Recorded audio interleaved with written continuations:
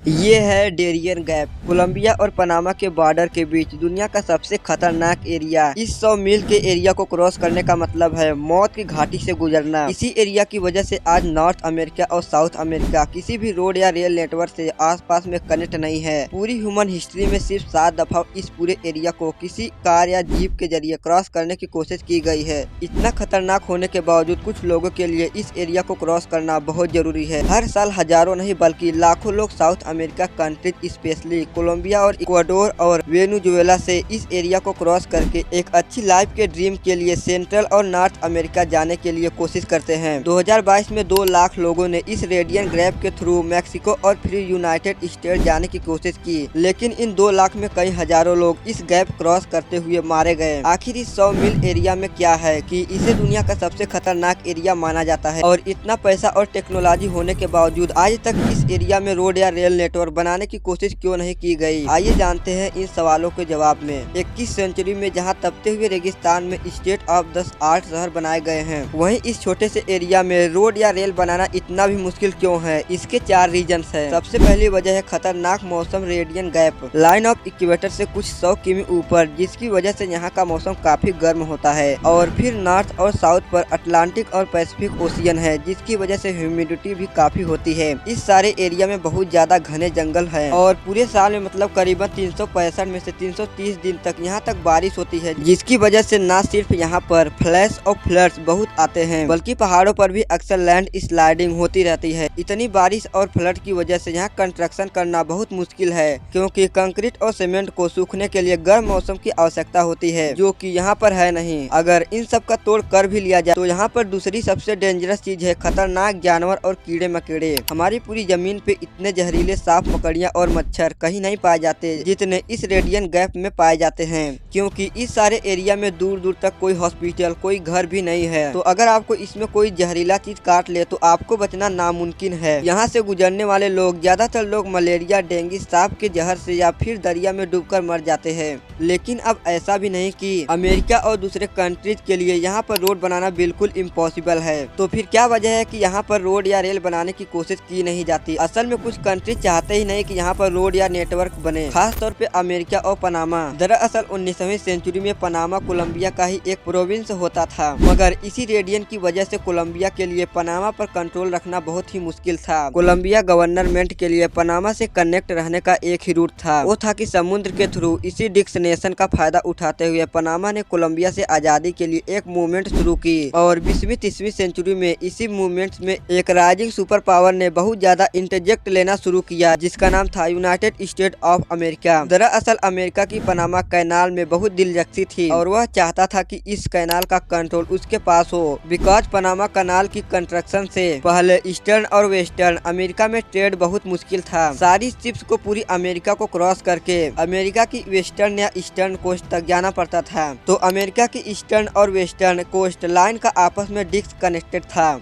और इसी का हल निकालने के लिए आर्टिफिशियल कैनाल बनाई गई, जिसके बाद अमेरिका की न ट्रेड सिर्फ बल्कि नेवी भी बहुत आसानी से थोड़े दिनों के लिए इस साइड से उस साइड तक जा सकती थी। और उस वक्त यह कॉन्सेप्ट बहुत इम्पोर्टेंट था कि जो भी पनामा कैनाल को कंट्रोल करेगा वो अमेरिका की एक बहुत बड़ी वीकनेस को कंट्रोल करेगा। अब कोलंबिया को उस जमाने में कैनाल का कंट्रोल अमेरिका को नहीं देना चाहता था, और इसीलिए अमेरिका ने पनामा की इंडिपेंडेंस मूवमेंट में उसका भरपूर साथ दिया, और नतीजन 1903 में पनामा एक इंडिपेंडेंट कंट्री बन गया, और अमेरिका पनामा को रिकॉग्नाइज करने का सबसे पहला कंट्री था। पनामा की गवर्नमेंट में बदले अमेरिका को इस कनाल को आसपास की सारी जमीन परमानेंट लीज पर दे दी, और 1999 तक ये सारा एरिया अमेरिकन गवर्नमेंट के कंट्रोल में ही था।